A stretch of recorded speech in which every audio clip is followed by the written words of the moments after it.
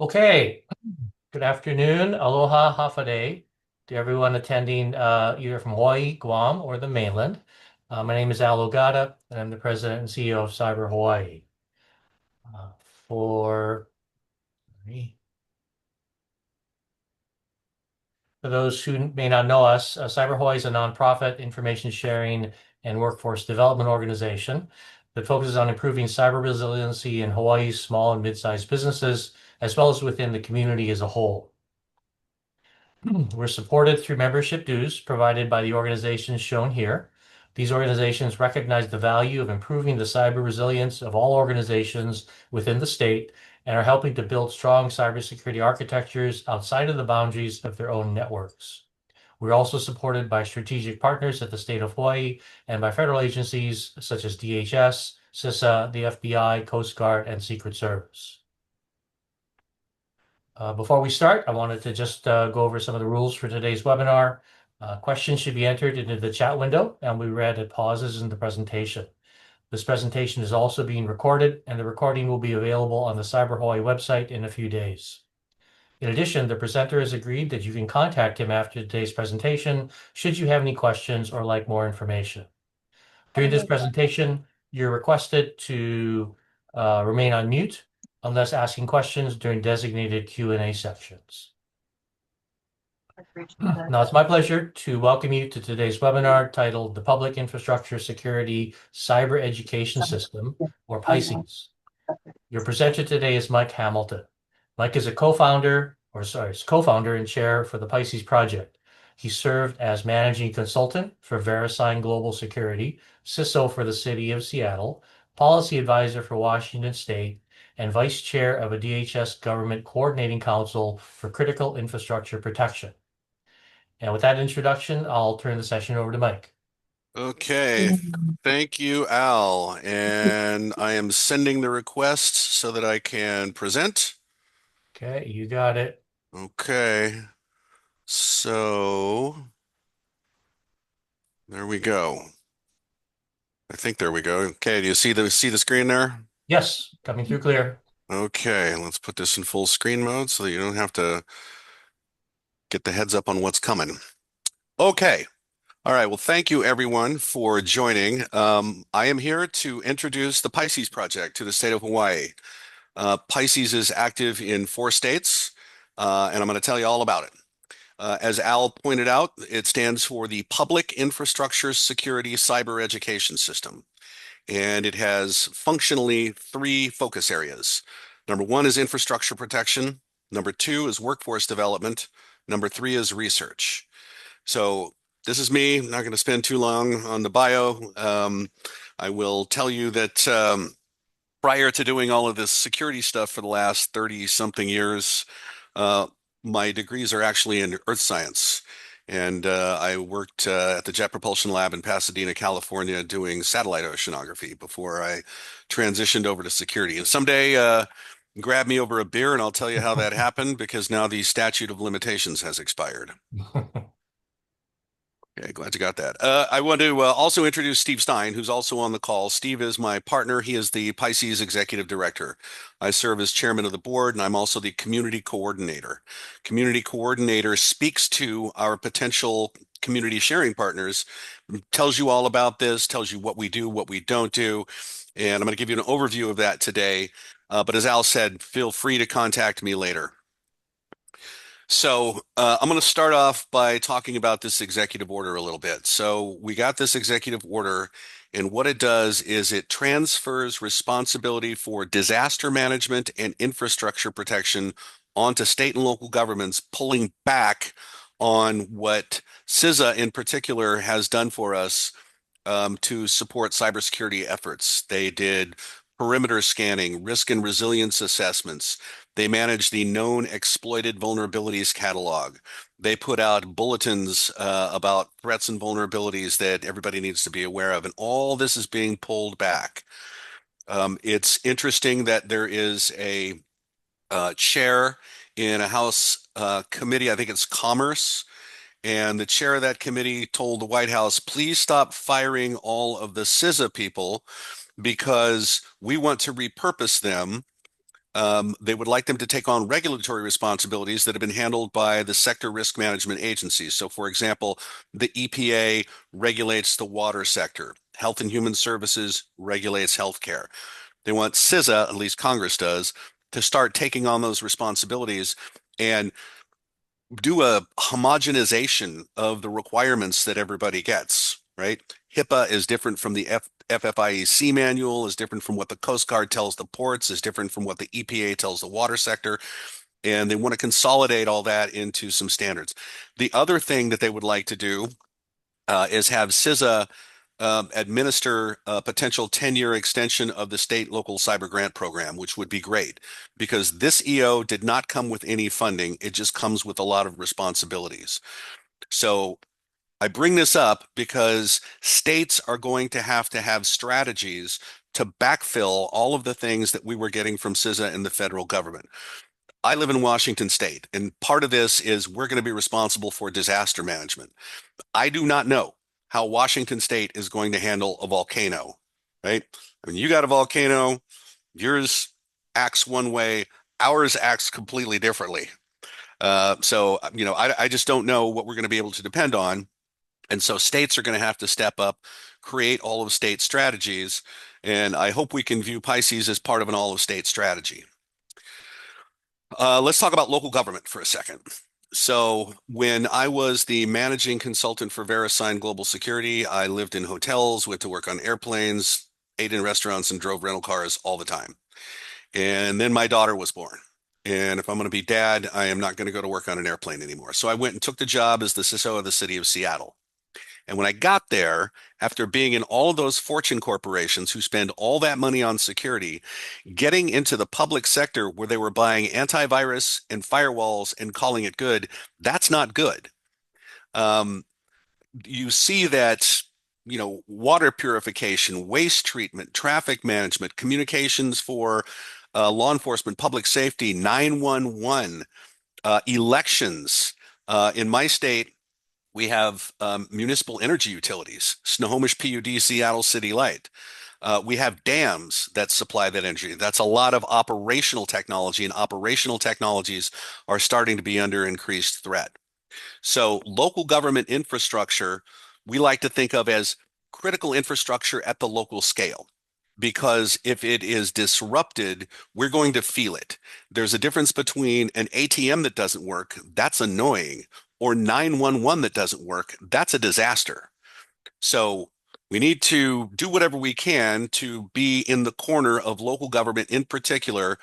We're extending this to public utilities and rural healthcare because they are just as critical and just as under attack right now. The threat's definitely going up. Right now, you can find a news article about 3 different local government jurisdictions that are basically unable to function. And this is happening at really increased frequency. It turns out that local government is one of the top 4 targets for organized crime and now nation state espionage and disruption. Those 4 are manufacturing, finance, healthcare, and local government. Okay? You are in the sights. You can see that sometimes it is criminal, very clearly criminal because they extort.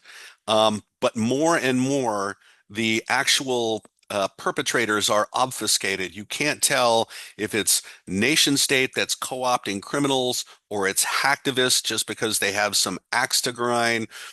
All we know is it is happening at increased frequency, and it is fairly ferocious what happens when a political jurisdiction is knocked down and nothing works. Okay, at the same time, it would really be nice if local governments and some of those other organizations I'm talking about had access to qualified practitioners and they weren't so expensive.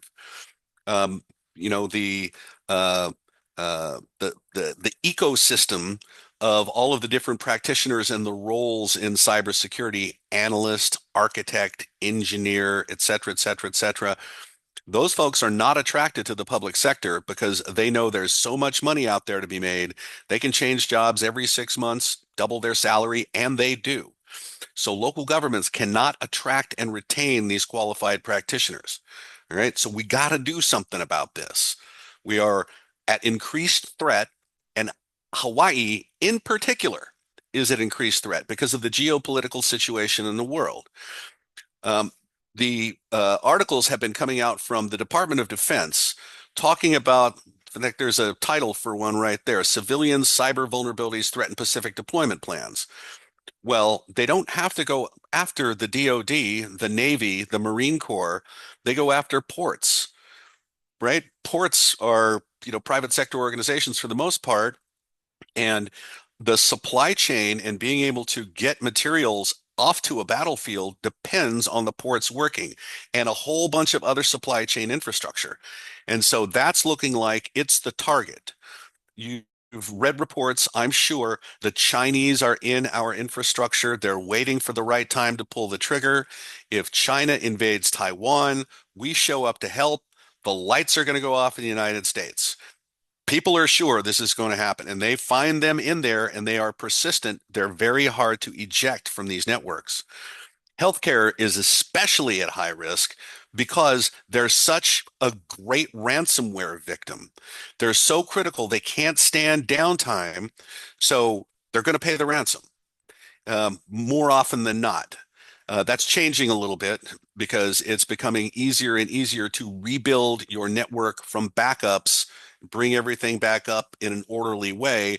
That turns out to actually be faster than paying for a decryption key and going in through and trying to decrypt everything that's been encrypted. Okay. So Hawaii, you got a target painted on you here. Okay, so where are we? All right, let's just summarize the last few things I talked about. Local infrastructure and services are definitely at risk. All right, and that is the things I talked about: water purification, waste treatment, healthcare, especially rural healthcare, right? The public utilities are part of this. Geopolitics and the rise of crime, and especially the affiliate models of organized crime. Let me explain what that is. Russian cyber gangs don't do the criming anymore. They have infrastructure and tools that they rent out using an affiliate model. And so they take 20% of whatever, the bad guy does, and that's all they do. They have divisions for malware development, obfuscation, payment processing, things like that. These are corporations. And recently, one of them talked about what do they call Dragon Force. Dragon Force has talked about using a cartel model, becoming a cartel. And what they did was they brought up the five families reference. Okay, so what are the five families? Five families were the five crime families in New York that did not really become powerful until they came under centralized governance. Okay, well, in 2022, cybercrime was claimed to be an $8 trillion global loss. Okay. It is projected to be $25 trillion by 2029. Okay. $8 trillion made it the third largest economy in the world. All right. That is who you are going glove to glove with. You're not going to come out on top of these things. Um, we talk about a cyber event being foreseeable, and this is why. You're going to do everything you can to make this bad thing not happen, but it's still going to happen. You're secure until your ticket is punched. There's a shortage of qualified practitioners. We've got to do something because the states have got to put together plans to backfill, as I said, for all the things that the federal government is no longer going to do for us. Okay, quick segue with a little bit of math here. All right, so this is the simplest expression for risk there is. Risk is the product of two things, right? You multiply them together. One is the likelihood of a bad thing happening. All right, what's a bad thing? Okay, scary Russian cyber buffer overflow, SQL injection. No, no, no, no. Malware. No. Phishing. No. The bad thing is unauthorized disclosure of protected records, theft, usually through business email compromise, account redirection, Ah, extortion through mm, ransomware and denial of service, being knocked down just for the sake of being knocked down, or being used as a third party, a launching pad for other attacks. Okay, those are the things we're trying. Those are business outcomes. Those are things that cost money. Right. So cyber doesn't mean anything. Right. The things that cost money are the things we're trying to avoid. So What you do is you invest in preventive controls to reduce the likelihood that one of those bad things is going to happen. And you will never get that risk to zero. You're going against the third largest economy in the world, and they don't spend that money on pensions and education and roads. They spend that money on getting better at what they're doing. I mean, this is almost too much out of the bag for us to compensate for. And through that affiliate model, we now have Gen Z, teens, and 20 somethings. You may have read about a gang called Scattered Spider. Those are kids, right? Okay, that's weird. They're here now. They have proximity. That means they're not attacking from the other side of the world. They can go throw USB sticks into your bathrooms. Okay, they know they're fluent in English. They know how our help desks work, things like that. And these are the kids that took over MGM and Caesars by calling the help desk, impersonating an employee, and saying, I need a password reset. It's that easy. Okay, so getting back to this, you buy down risk, approaching the likelihood term through the application of preventive controls. Filter your email, train your users, manage your vulnerabilities, do a risk assessment every year, et cetera, et cetera, et cetera. And you'll never get that to zero.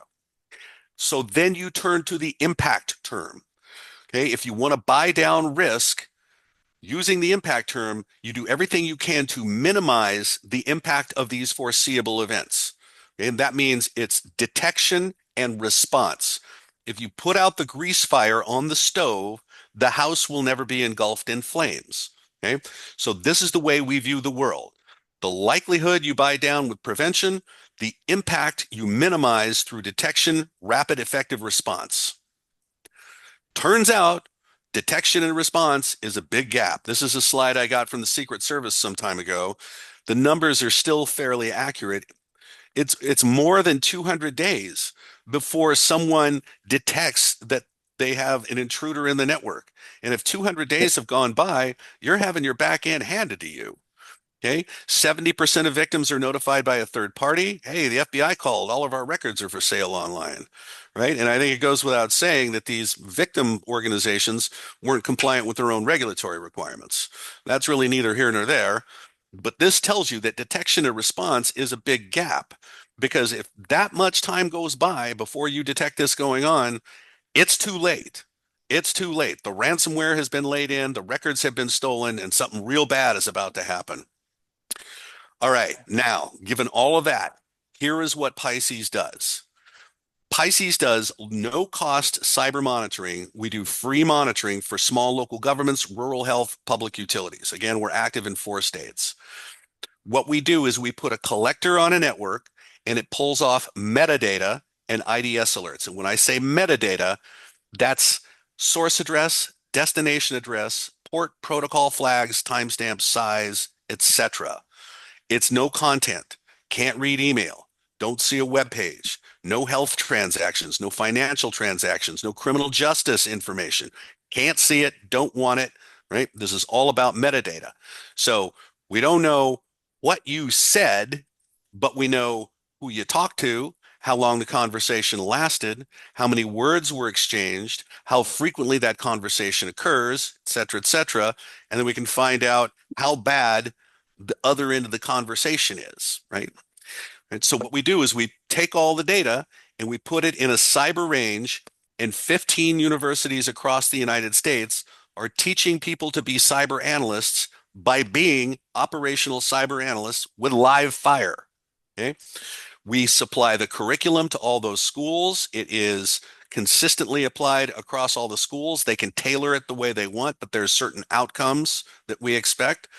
And students are exposed to this operational setting and they get jobs. You probably have read there's a lot of consternation around cybersecurity entry-level jobs where they're saying you need to have a CISSP certification and 5 years of experience to get this entry-level job, which is ridiculous, is dumb.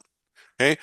But to differentiate yourself in that workplace, that competition, if you have operational experience with real-time events in critical infrastructure, you get hired. I've seen this over and over. It works. All right, here is essentially how Pisces works. We have today what is an ELK stack. That's Elasticsearch, Logstash, and Kibana. Okay. and we pull data off the network. You see that our collector, it's a small computer, and some of these organizations we monitor are super small. For example, rural healthcare in the state of Kentucky, just 8 users at a clinic. We give them a Raspberry Pi, right? So some of these are very, very small form factors. Goes right inside your edge switch. We ship it with a tap, so it can either tap your network or you can span the switch ports, concentrate all the traffic onto one port and sniff it off of there. And what our collector does is it pulls off the packet headers. That's the network flows. That's the metadata. We don't want any of the other stuff. We don't keep a packet capture. There's no way for us to come up against regulatory requirements that you have to meet through this unauthorized disclosure of something you wouldn't want anybody to see. Okay, so that goes right inside your edge switch. We pull all that stuff out, and then it goes over to our elk stack. And when I say today it's an elk stack, we're replacing that with another stack called Malcolm, which is capable of monitoring operational technologies. And I'll talk a little more about that in a second. So we have students at all of these universities, and the students are assigned to different cities, counties, utilities, healthcare, etc. And the expectation is they're going to mine through the IDS alerts. They're going to find something that's interesting. They're going to follow up and they're going to investigate and say, what happened to 5 minutes before, 5 minutes after? What is the reputation of that endpoint they're talking to out on the internet? What's the provenance of the domain names involved, et cetera, et cetera, et cetera? Are there any indicators of compromise that we can see going with this? Okay. So the students are doing this, and then there are professional analysts employed by PISCES. They are the oversight analysts. They work with the students. They get them to put the right information in their tickets because we need to know certain things before we can pick that up. And if they verify that, yes, something is happening here, they make the communication out to the affected jurisdiction and make sure that we are there for incident response. So, for example, a city has something going on. They may come back to us and say, hey, can you pull all the data over the last, 2 weeks for this internal IP address? Yes, we can do that for you. Okay, so this is how PISCES works. It's actually pretty simple. All right. What we don't do, and I want to make this clear, PISCES is a happy meal. Okay. We don't do a lot of things that commercial offerings do, managed detection and response. In fact, I work for a company that does managed detection and response and costs a lot of money. But the organizations that we serve not only are critical, they are really underfunded. So PISCES is there for these smaller organizations. When I say small, it's generally sub 150 employees. Okay. So we don't monitor endpoints. Your CrowdStrike, your Cylance, your Carbon Black, your Sophos, your Defender, all that stuff, it's saying, hey, look at me. We don't pick that stuff up. We don't monitor your cloud properties. So Azure, AWS, Microsoft 365, we don't monitor that stuff. We don't do a packet capture because, again, we don't want anything to do with any regulated information. We can't see any of that regulated stuff. And local governments are regulated by the Criminal Justice Information Services Standard, the payment card industry, and HIPAA for different departments, different agencies within government. Okay. We don't do remote quarantine. If something happens at 3 a.m. on a Saturday morning, we can be calling you and trying to get you involved, but we can't be the ones to put that in a little network jail, right? These are all commercial capabilities. PISCES doesn't do this. And importantly, we do not respond to public disclosure requests. We're not the originator of any of this information. And somebody came to us and asked us, and they never have. We just tell them to pound sand.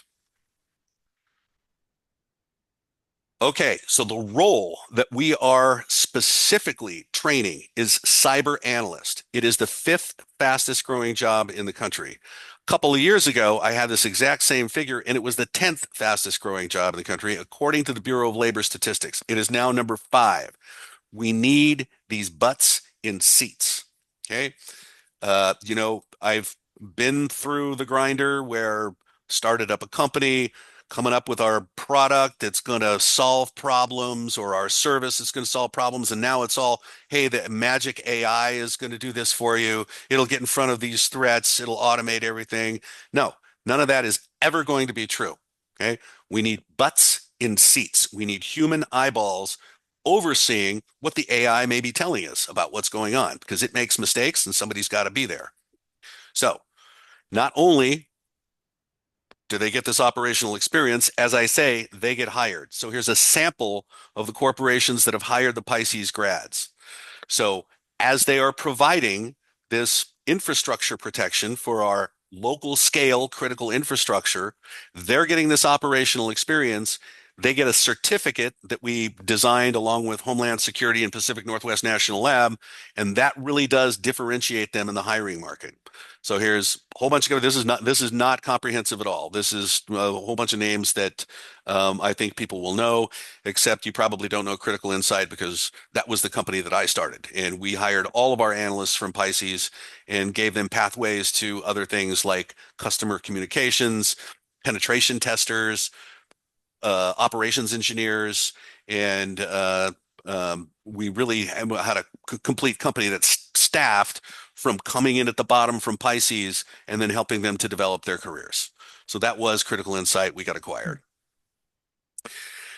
All right. So what does Pisces actually do? What does the organization do? So myself and Steve Stein work for Pisces. We are essentially volunteers. And what we do is handle a lot of legal agreements. And somebody needs to go mute. So we handle a lot of legal agreements. So for example, if there is public utility, local government that's interested in this free monitoring and having universities watch your back, right, we have a statement of service. And it says essentially the things I just said. This is a happy meal. We're not going to do a packet capture. We can't quarantine your assets at 3 a.m. on a Saturday, but we will be watching. We will get in front of these things, and we've gotten in front of quite a few of these for universities and colleges that want to teach the Pisces curriculum. We have curriculum agreements, memoranda of understanding. You're going to use the curriculum we give you. You're going to come to the instructor meetings where you're going to help us improve all of these things. The Pisces has to support the oversight analysts, the engineering team, technical communications, right? That's community coordinator myself, management. We have to have HR, we have to have finance and administration because there's a lot of logistics to all of the collectors that we ship and the inventory that we have to keep and things like that. So this is essentially the Pisces organization, which is very small. We run on a shoestring. All right, so here are the outcomes. And we stand behind these numbers. Pisces provides cybersecurity monitoring and response at no cost to small local governments and the other types of organizations that I mentioned. Pisces builds bench strength. Pisces is extremely active in Washington State, and we have added hundreds of these practitioners to Washington State. Some have gone, to go work in NSA even, and moved out of the state. But our state is known to be a producer of these roles. Opportunity for graduate research. So right now there is a project doing machine learning to develop a what's called a UEBA system, a user and entity behavioral analysis system that we will fold back in.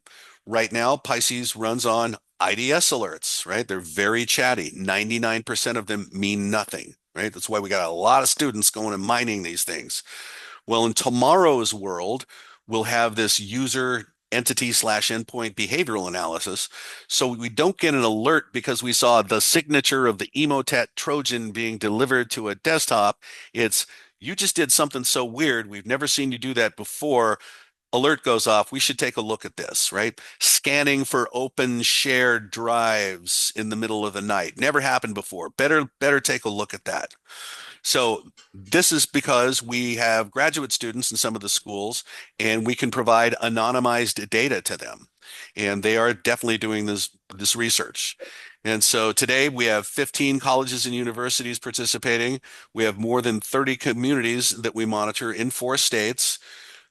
Between Washington State, Montana, Kentucky, Idaho, there will be approximately 600 students going through the program this year. And many have completed this. We have some statistics. They are thin on sample size because it's hard to track the graduates after this experience, and because of FERPA, the Family Educational Right to Privacy Act. But we get them to volunteer to give us updates on how they're doing. How long did it take you to get a job? Was Pisces instrumental in helping you get that job, et cetera, et cetera, et cetera? So when we have large enough sample size there, this is something that we just started recently with Pacific Northwest National Lab. We'll definitely be exposing those numbers because we're proud of them. So the typical things that we see. So right now on your network, if you have some kind of remote access that you allow into your network, and after COVID, everybody's got remote access. If you're monitoring that, you're getting login failures continuously. That is the background noise of the internet. So when we see this brute forcing, right? Password guessing, et cetera, right? We notify and communities take action on that. They'll block the addresses that's coming from, or if they can, they'll remove it from the internet altogether. And I'll show you an example of that was recent. We see lots of scanning by IoT botnets looking for cameras, thermostats, whatever. And so if you are a smart city, you have that IoT all over the place. It has increased your attack surface immeasurably. We see a whole lot of that going on. We see occasionally policy violations, the use of Tor, the onion router, right, to anonymize what you're doing, right, hide from all the monitoring. Maybe that's okay, maybe not, but we'll report on that. Configuration issues. We have, for example, one small community had their perimeter firewall. Every time it got a packet from the outside, it would go to its internal DNS server to resolve the name that goes with that IP address. Well, there's no possible way that that DNS server knows that. You have to go look to the authoritative name server out there. So we got them to adjust that, and it increased their network performance quite a bit. We do see the scanning for all kinds of exposures that are facing the internet.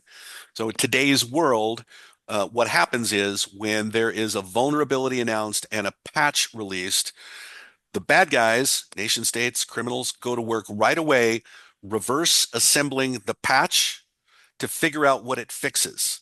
And at the same time, they build the exploit to break that thing. 5 minutes, and this was a statistic from the Microsoft Exchange So it looks on-premise like attack that Elon was Musk global. is finishing his tenure at. Yeah, that's that's on my mind a lot too. We see just all kinds of scanning going on by all kinds of bad people because when what's called the Hafnium attack, Microsoft Exchange on-prem Exchange went bad. Microsoft released a patch, and they were able to measure that 5 minutes after that announcement, the country of China was scanning for on-premise Exchange servers and popped a whole lot of them. We lost all kinds of confidential messaging in the federal government. It was crazy. So that's what happens today. It is a race. So if we see somebody scanning you and you might have some kind of vulnerability facing the internet, we're going to be engaged with you. In fact, we do perimeter scanning for you every month. We do a vulnerability scan of your perimeter and provide that to you. We found system compromises. We found a management tablet in a water utility that was compromised. We have found compromised HVAC system. And I think everybody knows what happens if HVAC in the data center goes down. 15 minutes later, you got nothing. Yeah, I mean, you got nothing. Okay. We see credentials in the clear. We report on that because nobody's supposed to be doing that. So these are the typical things we find. Occasionally there's a jaw dropper, but really we're watching what is happening on your perimeter and whether or not any of your internal systems are connected to addresses, domains, etc., that are known to be bad. So here is a sample investigation, and I'll just tell you what this is, the city of Whitefish, Montana. So we found these probing attempts going on, and this is the report that went out to the city of Whitefish. And we said this looks like targeted reconnaissance effort, and they were going after a very specific server. So we report this. We gave the recommendations. These are fairly straightforward. Make sure your stuff is patched. Look at your logs. Block the bad address that's doing this to you. And they came back to us and said, "Hey, thanks. We actually took it off the internet. This is a law enforcement server." And it was, I would have to say under active attack, but we got to it before they popped it. So they took it off the internet. No harm, no foul. So we get 3 or 4 of these a month, pretty good finds. So here are some of the I would call these initiatives, but some of these have already been operationalized. So Pisces has an analyst class, a SOC operations class. We have a K-12 program that uses canned data instead of the live data. And there is an operational technology security class, excuse me, that's been developed at Pacific Northwest National Labs that we're about to implement. We do routine perimeter vulnerability scanning. This is one of the things that CISA was doing for local governments. Scan the perimeter, give you the results, and they would tell you, hey, 2 of these things are on the known exploited vulnerabilities list. You really got to get after those right away. We did put a certificate program together. It's recognized by DHS. It's got the DHS logo on it, which was insanely difficult to do. Internships. We are trying to get students out into internships as much as possible, and that seems to be really taking hold now. Everybody will say, well, interns require management, and we don't know if we can manage them. Well, if they have defined bodies of work, right, do a policy review, create a security awareness training deck for executives and electeds, et cetera, et cetera. It can be fairly well streamlined. We are monitoring rural healthcare, which is a big focus because there is nothing worse than what's been happening in our healthcare sector, getting hit with ransomware, having records stolen, and then getting hit with a class action suit. It just happens routinely now. Those 3 steps happen. And again, we are moving to the Malcolm stack. So Malcolm, and if you want to read about it, it's malcolm.fyi. That's the URL to read about it. malcolm.fyi. Malcolm is capable of monitoring the serial protocols and operational technologies. So not your Exchange server or Active Directory. It's programmable logic controllers, remote terminal units, Historian, HMI, right? The human machine interface, all the parts that go into a SCADA system, right? So out there's a monitor device in a well and tells you what the depth of the water in the well is, and what is the how much water is in this overhead tank, and what's the flow rate in this pipe. All that gets telemetered back wirelessly to a SCADA system that makes decisions with human oversight and says, oh, you're going to need to open that valve more. That's what a PLC does, right? Programmable logic controller. It turns the electronic command into a kinetic action. These are under attack. Homeland Security came to us and said, hey, love the Pisces program. What do you guys think about trying to deploy this Malcolm into public utilities? And, this is right in our mission wheelhouse. So we are moving to the Malcolm stack. What that will do is all of our community data sharing partners will have a Malcolm device on the network instead of these collectors. That will also give you access to the data. So you will be able to mine your own data, do your own investigations, et cetera, with the students assisting you if you need it. Okay. So it's a variety of classes that we have. Our technology is improving. When we say we are designing a 2-year program to be more like trade school, again, you don't need a 4-year degree, a certification, 5 years of experience to get an entry-level job. And the federal government has come to this realization. There has been a scholarship for service program for quite a while, SFS. That is, they will pay for 4 years of tuition, and you will give the federal government 4 years in a cyber role. Okay. Now they're pushing that. Well, there's a bill in front of Congress right now. It's called the Pivot Act with 2 T's, PIVOTT. And what they want to do is they want to do this more like trade schools. So they're going to move the SFS program into community colleges, provide 2 years of tuition support for 2 years of service to the federal government. One has to ask, is the federal government going to continue to hire cyber people? And the answer is yes. They may not all go into CISA, but they will go into GAO, EPA, et cetera, where they need them. Okay. So here are the things that are going on right now. How are we funded? So we expand into a state nominally with federal funding. We have been funded by the Department of Homeland Security for about close to 10 years, I guess. But as we all see, federal money is a little fickle. So it's always been our sustainability model to move that funding onto the states. once we establish a footprint in the state and you decide you want to keep it. So when I say a footprint, it's a number of public sector institutions, small ones, rural health, et cetera, and a number of colleges and universities that are teaching students the curriculum and rolling off these cyber analysts off the assembly line and getting them into these jobs. So states can use different methods to do this. Washington State just put us in the budget. The New York governor did the same thing, just put us in the New York governor's budget. But then they had to cancel everything that was discretionary once they lost all their federal support. Hawaii's strategy is to use the state local cybersecurity grant funds, which is a brilliant use of the funds. And FEMA has already approved that strategy. And what I've heard is it's they can't claw that money back. This is going to happen. Colorado used an attorney general budget. So there's a variety of ways that this can be funded. And it really doesn't cost that much per year.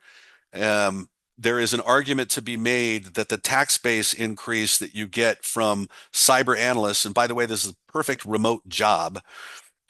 We at Critical Insight, all of our analysts were remote. They worked 3 on, 4 off. We were a great place to work.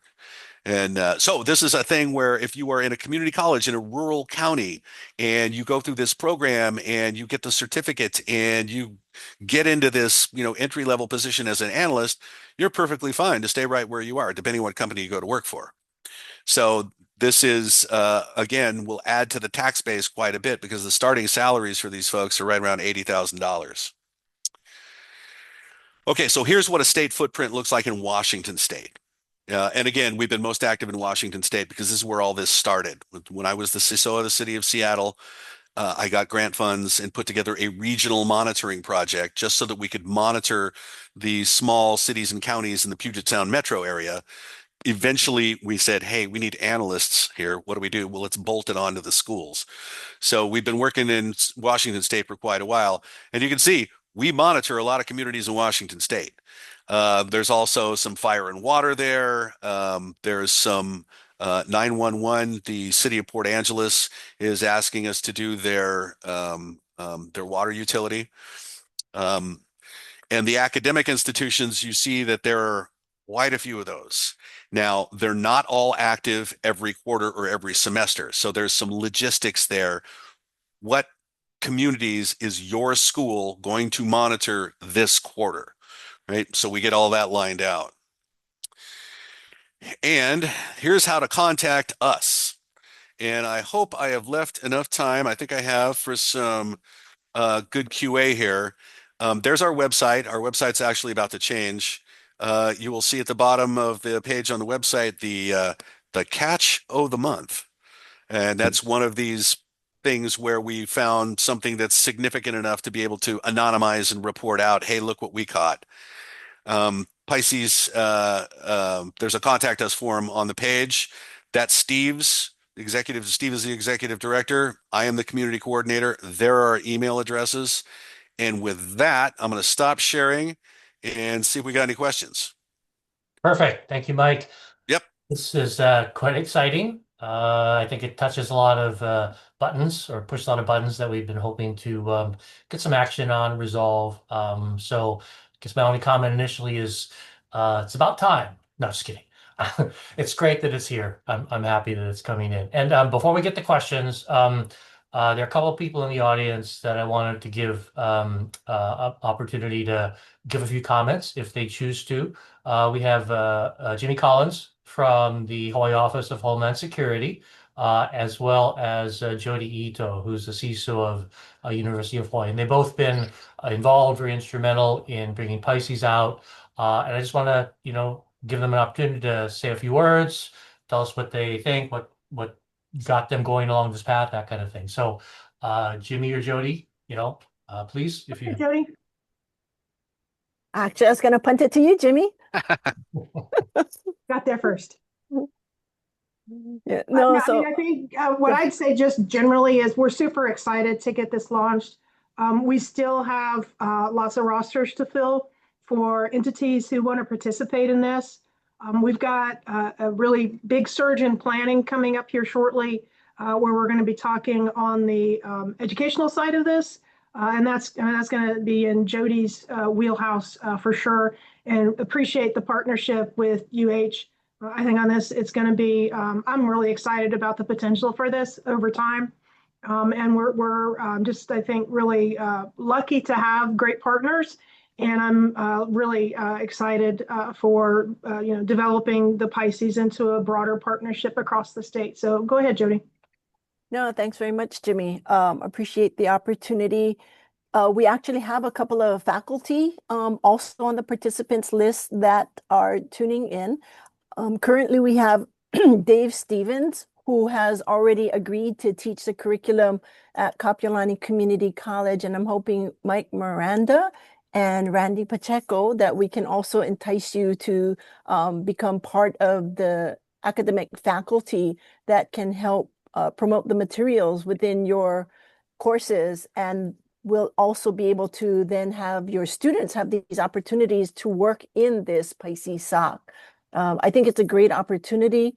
It's something that is been proven in other states, and it's something we've been trying to figure out for a long time here. But without that SOC component of it that's been engineered and built to support the students and have those professionals mentoring the students, that's the key thing. So to all of the academics out there, please, there's lots of opportunities to teach these courses or the materials that the students will need to work in the SOC.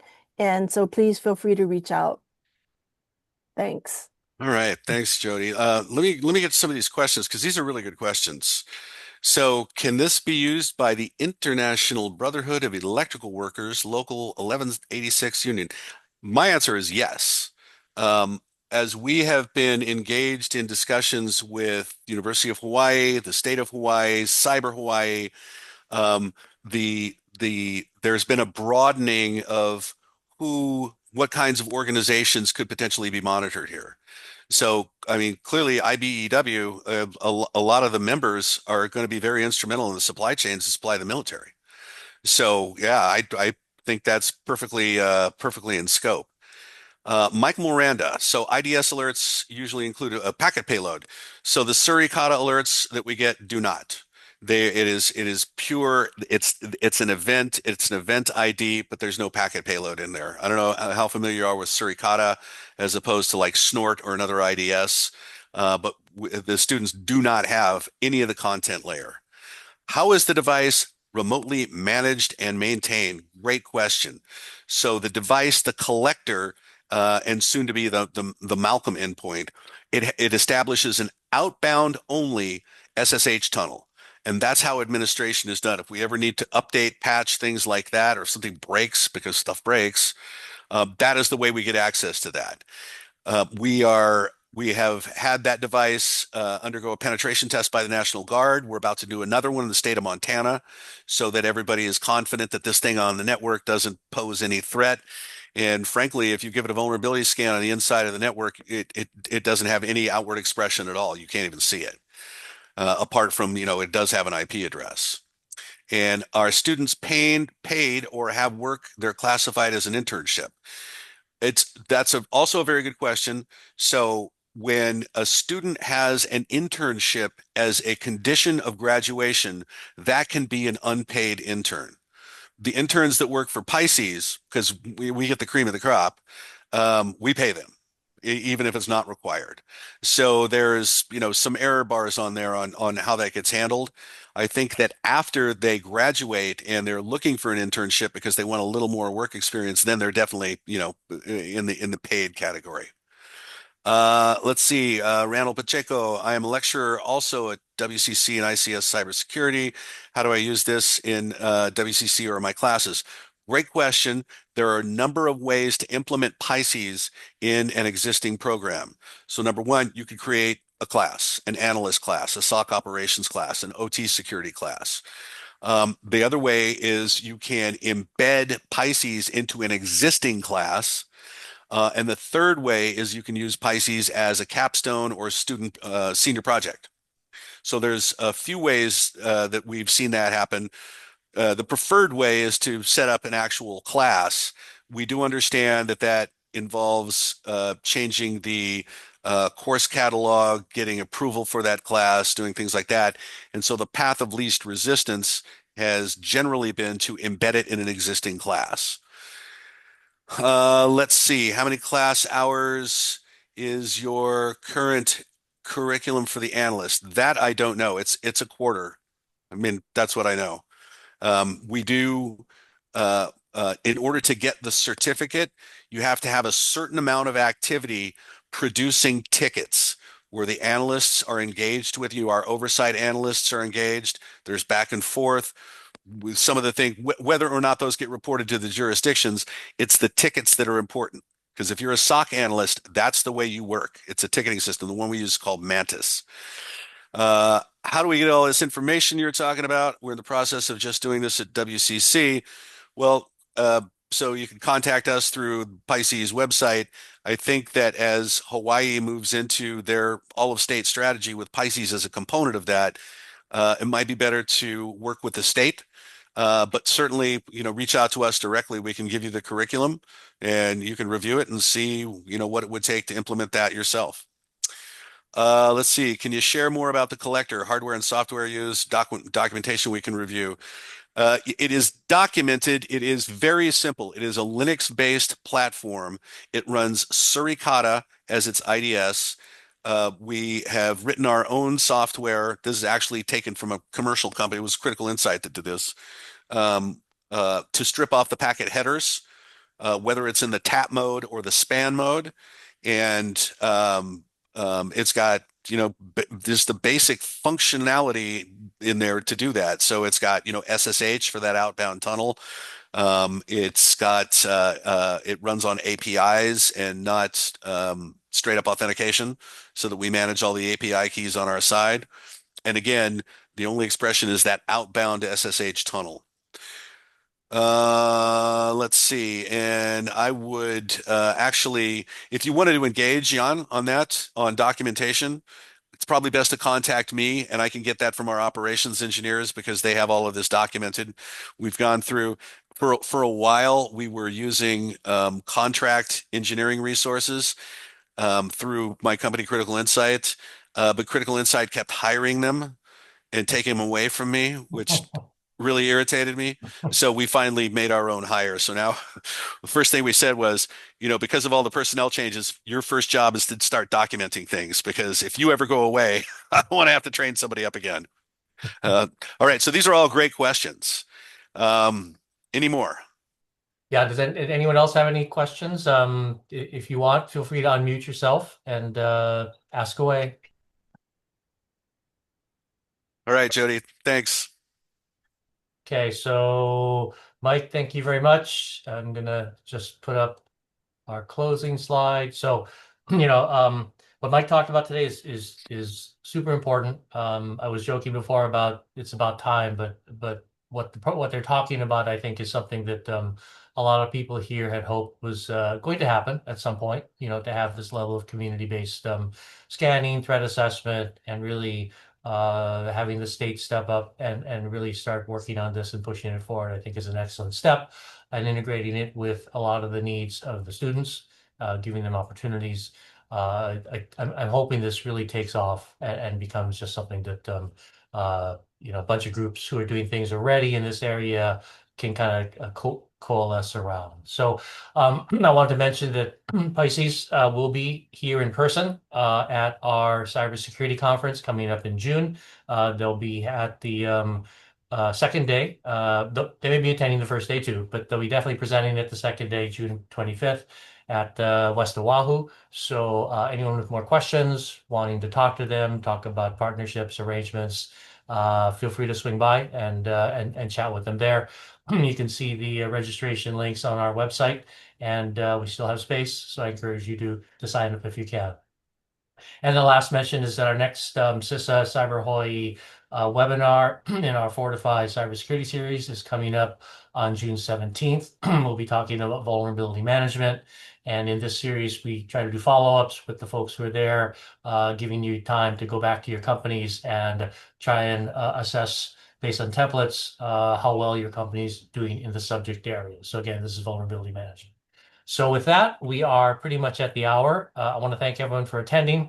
This has been very informational to me, and I hope you got a lot out of it. So with that, I'll again say mahalo. Thank you for attending, and I hope you have a great rest of the day, rest of the week, and stay safe. Take care. Yep. Thank you, everyone.